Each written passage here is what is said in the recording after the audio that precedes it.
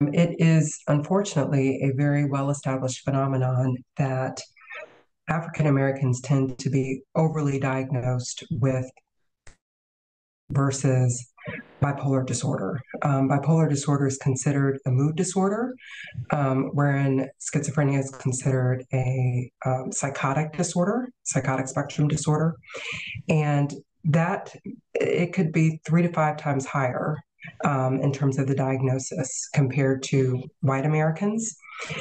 And I think part of the challenge is, one, psychosis in and of itself is a symptom. It is not a diagnosis or condition, it's a symptom. But if a healthcare provider fails to really fully investigate that symptom in the context of ruling out something else like a mood disorder, then you will be left with concluding, okay, this is schizophrenia because this person says that they hear voices, or they are seeing shadows or images, or they're paranoid. And so I think providers are not always as quick to do a full differential diagnosis that would consider all of the diagnostic considerations where someone might present with psychotic symptoms. I think the other thing that can happen is what can sound like is really anxiety from lived experiences that Black people may be dealing with, particularly around law enforcement or racism or discrimination. And it's that, and it's not really truly psychotic symptoms.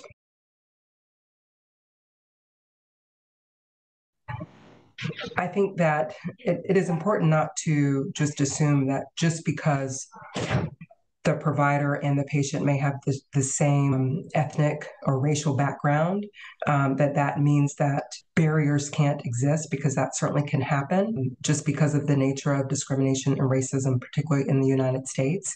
But I do think for providers who are providers of color, there oftentimes is a sensitivity to the overall shared lived experience, that there are some similarities. So when you have only 2% of physicians that are Black when it comes to psychiatrists, then that means that the overwhelming majority of psychiatrists are not people of color, and the patients that are requesting services may have people who are not aware of some of the challenges or some of the nuances in terms of the language that's used, and that can also lead to misunderstandings of symptoms that are being described and lead to misdiagnoses.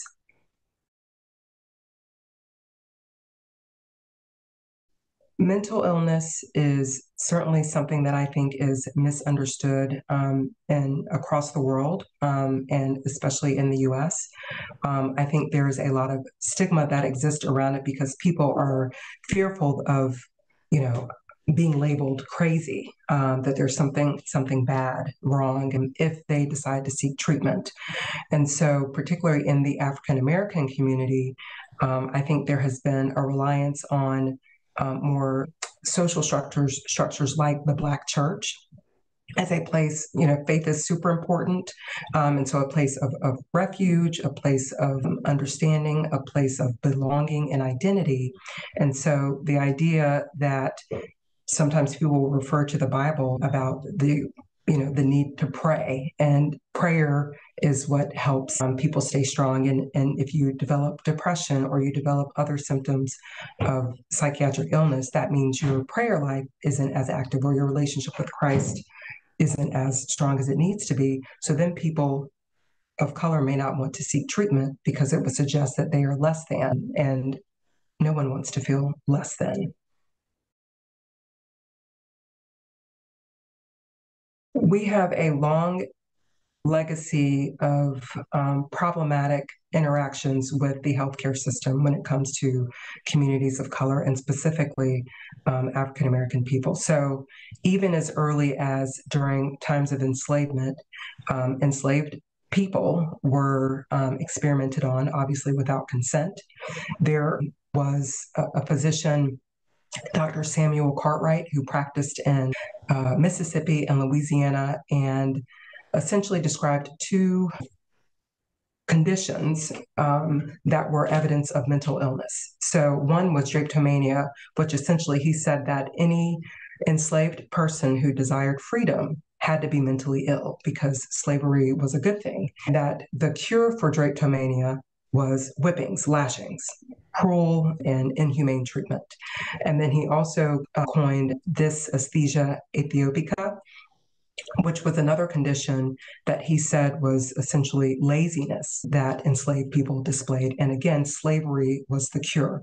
We have the Tuskegee syphilis experiment that lasted for 40 years, where Black men with syphilis were enrolled under false pretense with no informed consent, and treatment was withheld. And this went on for 40 years, sanctioned by the US government. We have the story of Henrietta Lacks that came out relatively recently compared to these others, where her cells were used without her consent and her family didn't understand what was happening. We had forced sterilizations of Black women. So unfortunately, like I said, we have a legacy of problematic interactions between healthcare providers and the Black community that led to very nefarious occurrences that put their lives and well-beings at risk.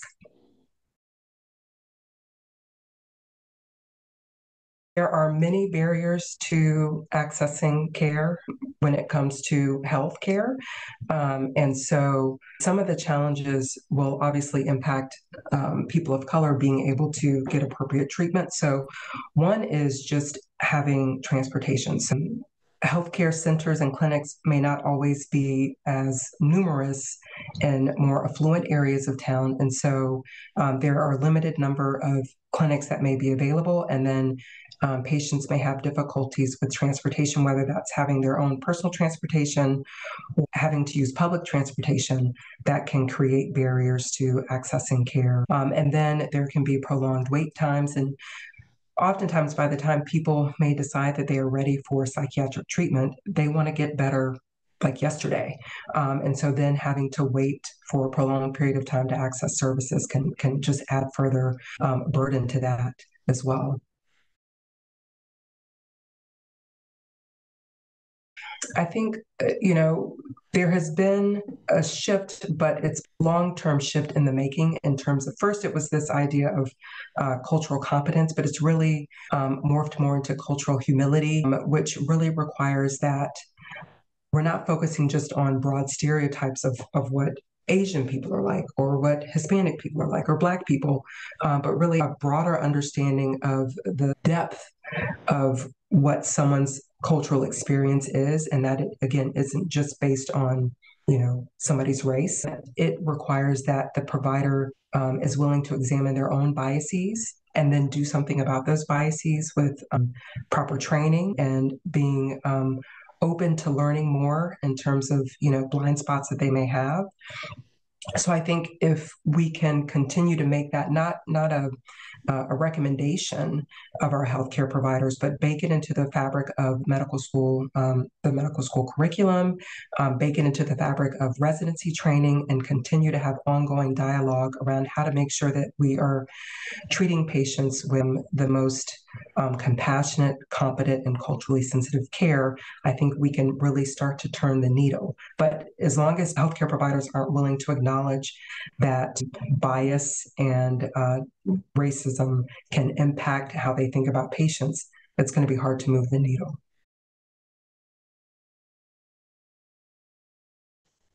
As I said, I think having training around biases. So Harvard has the implicit bias association test, which can be just, the initial foray into understanding that you have biases as a healthcare provider that impacts your assumptions about patients, and then obviously the outcomes and the treatments that you recommend. There are a number of organizations that can be helpful, like, again, Harvard with its program, the Kaiser Family Foundation, the Aspen Institute. There are a number of organizations that are interested in dismantling institutionalized and structural racism and are taking active steps to do so. Those would be some agencies that can be helpful to kind of start that process and continue learning. The most important thing I would say first is remember that the person in your office is a person just like you. like strip down all the other things that make someone who they are, but the person in your office is a person just like you and matters to people. They are mothers, brothers, sisters, uncles, aunts, husbands, fathers. They're all these things to people. They have lives, dreams, hopes, ambitions, goals that exist outside of their identity at that moment in your office as a patient. So if you can start from that place and then be open and be curious, then I think that that puts you in the right posture to really be able to listen, hopefully without judgment, to meet someone where they are. And I think when you start from that place, then I think it makes it easier to really start the work of developing a relationship over time that leads to better trust and better treatment outcomes.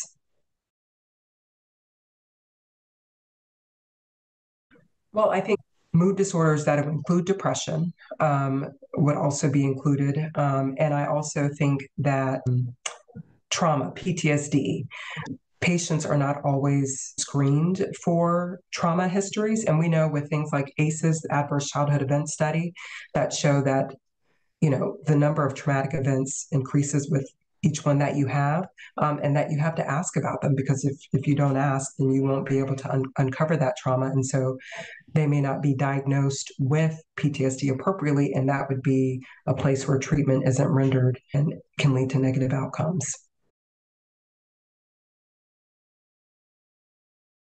Screening for other conditions isn't happening.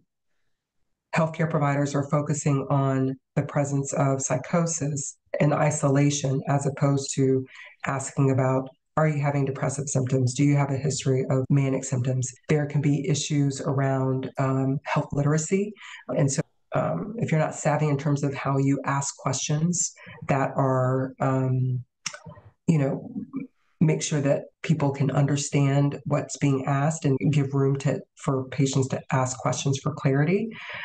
And then, as I also said, what could be deemed paranoia actually could be just appropriate anxiety because of racism and discrimination. When we talk about the rate of police killings of unarmed Black people and the negative impact on mental health. And so if you have a person of color come into the office and say that they're fearful of the police and something bad happening, and that's again construed as, oh, this person's paranoid, so they need an antipsychotic, as opposed to, again, being curious and thinking what culturally could be happening that might explain this, or just asking, just tell me a little bit more about that, as opposed to quickly making an assumption.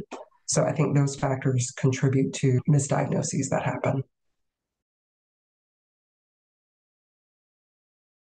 I just think that it is imperative that as providers, we're always patient-centered, focused on really developing a relationship that emphasizes trust and is undergirded by warmth, and that we do our due diligence to make sure that we are treating patients safely and appropriately, because we want patients to get better. And that's the only way we can do that.